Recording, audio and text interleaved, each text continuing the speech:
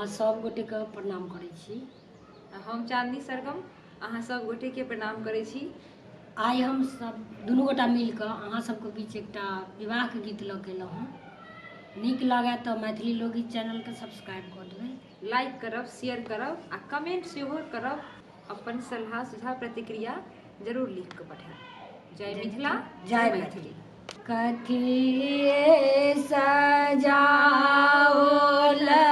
नगर अयोध्या, नगर अयोध्या, कथिए जनकपुर धाम गे माई, कथिए जनकपुर धाम गे माई, कथिए सजाओल सिया जी के मरबा, सिया जी के मरबा, कथिए सजल बरियात गे माई, कथिए सजल बरियात गे माई,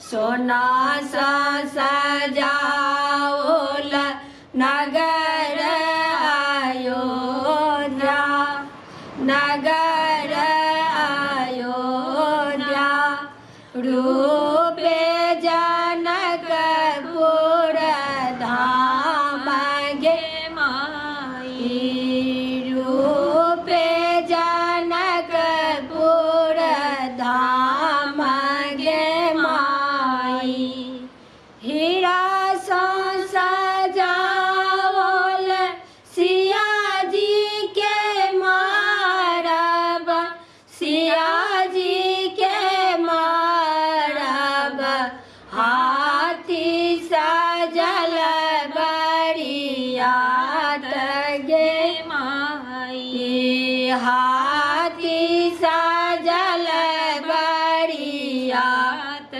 गे माई, गाय गोबर लाए अंगना ने पाओल, अंगना ने पाओल, गज मोती चौका पुरान गे माई, गज मोती चौका पुरान गे माई, अब हो बजनिया भैया बजवा बजाबहु, बजना बजाबहु,